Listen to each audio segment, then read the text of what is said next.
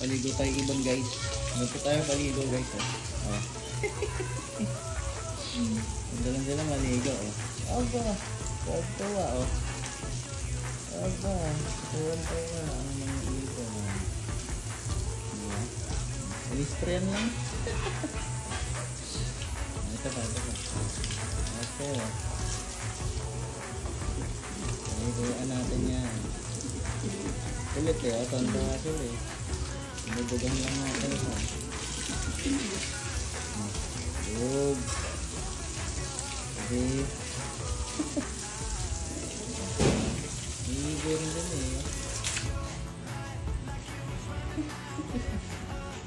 Ano tayong papaligo.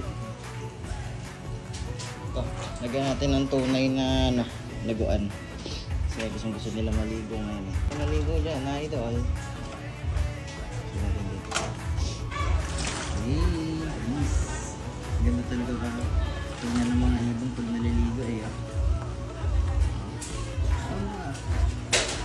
Tulong ko ba eh. Stock bird natin ito na hinog.